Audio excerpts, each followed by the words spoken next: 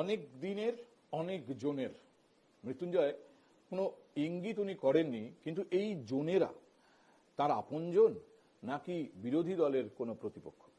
না, প্রথমত দেখুন, গতকাল প্রশাসনিক বৈঠক থেকে মুখ্যমন্ত্রী নিজে বলেছেন এই বিষয়টা নিয়ে, সরাসরি বলেছে, সারা পশ্চিমবঙ্গবাসী সবাই শুনেছে।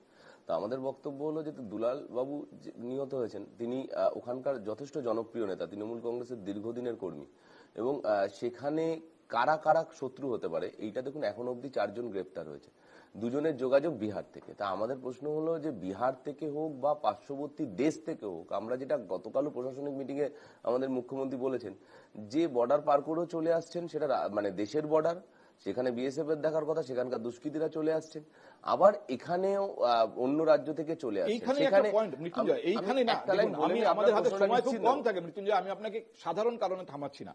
আমরা এটা আলোচনা করতে পারি যে এই যে যারা খুনটা করেছে, যাদেরকে খুনের অভিযোগে ধরা হয়েছে, এরা কারা, এরা কোত্থেকে এসছে, এদের কবে জন্ম, এরা কোন স্কুলে পড়েছে, এটা একটা আলোচনা হতে পারে। আর একটা হতে পারে যে এরা যদি সুপারি কিলার হয়, তাহলে এরা শুধু কাজটা করেছে পয়সার বিনিময়ে। এক্স্যাক্টলি, আমি ওই ষড়যন্ত্রে এদেরকে অংশীভূত করা যাবে না। এই প্রশ্নটাই আমি এই উত্তরটাই যে আসছিলাম, আপনি আমার আটকালেন। আমার কথা হলো যে যেখানে তাহলে এটা হতে পারে যে মানে পারিবারিক কোনো থাকতেও পারে, সেখান থেকেও দ্বন্দ্ব থেকেও হতে পারে, রাজনৈতিক বিবাদও থাকতে পারে। এবার রাজনৈতিক বিবাদ যদি থাকে, এখানে ধরুন আমি ধরে নিচ্ছি রাজনৈতিক যে প্রতিদ্বন্দ্বী দল বিজেপি, ভারতীয় জনতা পার্টি, তাদের যদি কেউ এখানে যুক্ত থাকে, আমি বলছি সেগুলো তো তদন্তের মাধ্যমে উঠে আসবে। এবার তাদের বিভিন্ন নেতা, যারা পশ্চিমবঙ্গের নেতা, তারা ছোটখাটো নেতারা, তারা বিভিন্ন সেন্ট্রাল ফোর্সের সিকিউরিটি নিয়ে ঘুরছে। বাংলার রাজনীতিতে কি আছে তাদের, তারা বাংলার রাজনীতি যতটুকু আমি বুঝি, যতটুকু আমি চিনেছি বাংলার রাজনীতি, যদি এর পেছনে বিজেপির যোগ থাকতো, আপনারা চুপ করে থাকতেন? আমি আবারও বলছি, আপনারা চুপ করে থাকতেন। আমি আবারও তো বলছি যে এইখানে দুটো জিনিস হতে পারে, যে পারিবারিক দ্বন্দ্ব হোক, ব্যবসায়িক কারণে হোক, পারিবারিক শত্রুতা হোক, ব্যবসায়িক শত্রুতা হোক, বা রাজনৈতিক বিবাদ হোক।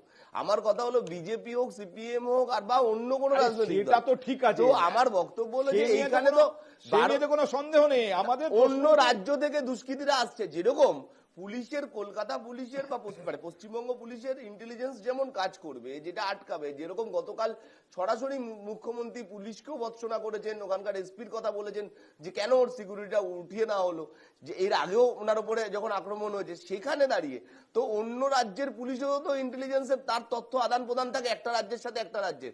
সেইখানে অন্য রাজ্যে যখন অন্য সরকার চলছে, সেইখানের পুলিশের যখন সেইটাও তো তার তথ্যটা দেবেন, সেই ব্যর্থতাটা তো দেখতে হবে।